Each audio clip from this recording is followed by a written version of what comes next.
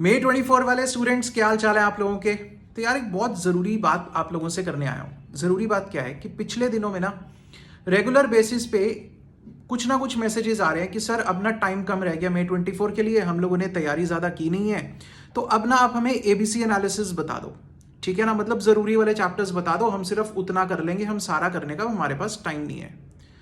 भाई ये ब्लंडर मत करो, ठीक है ना। पहली चीज़, टाइम कम है, ज़रूरी सब कुछ ज़रूरी है, क्या करोगे, ठीक है ना, सब कुछ जरूरी है। मैं कह रहा हूं इंस्टीट्यूट हर चैप्टर में से पूछ लेगा, फिर क्या करोगे आप लोग, क्या जरूरी है उसमें से।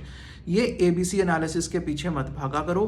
बड़ी मतलब मेरे हिसाब से तो ये गलत चीज़ है, मैं नहीं प्रोवाइड करता एबीसी एनालिसिस। मेरे हिसाब से सब कुछ इंपॉर्टेंट है, ईच एंड एवरीथिंग इंपॉर्टेंट। आपको नहीं पता इंस्टीट्यूट किस चीज़ में से क्या पूछने वाला है, ठीक है ना। ये तो वही बात है कि सर आपकी शादी करवा रहे हो और पंडित जी को कह रहे हो पंडित जी बस ज़रूरी वाले फेरे पढ़ दो, बाकी के फेरे हम खुद देख लेंगे, टाइम नहीं है हमारे पास इस चीज़ का, ठीक है ना। ऐसा करोगे, नहीं करोगे ना, तो अपनी पढ़ाई के साथ क्यों कॉम्प्रोमाइज़ कर रहे हो सर, मत करो ऐसा कॉम्प्रोमाइज़।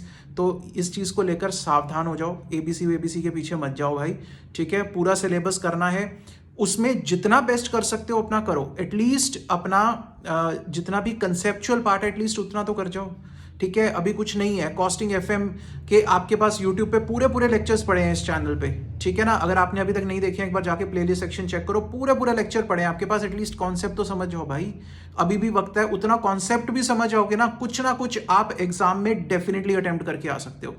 एमसीक्यूज आप डेफिनेटली अटेम्प्ट कर पाओगे, क्योंकि कॉन्सेप्ट क्लियर होगा तो एमसीक्यू कहां से आएगा, कॉन्सेप्ट में से ही बनना है। जितने प्रैक्टिकल क्वेश्चंस करवाए हैं उतने प्रैक्टिकल क्वेश्चंस कर लो, जितना लेक्चर्स यूट्यूब पे कवर किया है सिर्फ उतना भी पार्ट कर लो ना, तो आप लोग डेफिनेटली मैं कह रहा हूं कि 60 नहीं तो एटलीस्ट 50-55 मार्क्स आप अपना ग्रुप तो बचा सकते हो।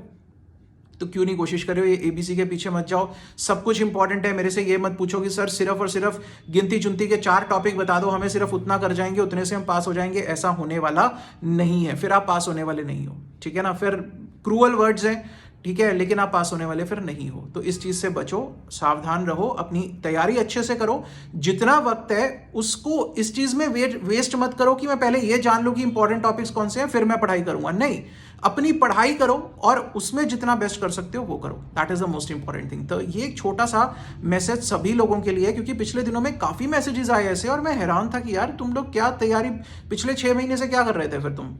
अब तुम्हें याद आ रहा है कि एबीसी कर लें, अब तुम्हें याद आ रहा है कि भैया अब उसके हिसाब से पढ़ लें। नहीं, उसके हिसाब से नहीं पढ़ना, सब कुछ पढ़ना है। अभी भी अगर मैं कह रहा हूं कॉस्टिंग एफएम कुछ नहीं पढ़ा आप लोगों ने, तो यूट्यूब के जितने लेक्चर्स है ना सिर्फ उतने सुन लो, उसी से नैया पार हो जाएगी, डेफिनेटली हो जाएगी। पिछले बैचेस में बच्चों की नैया पार हुई है तो आपकी भी हो सकती है।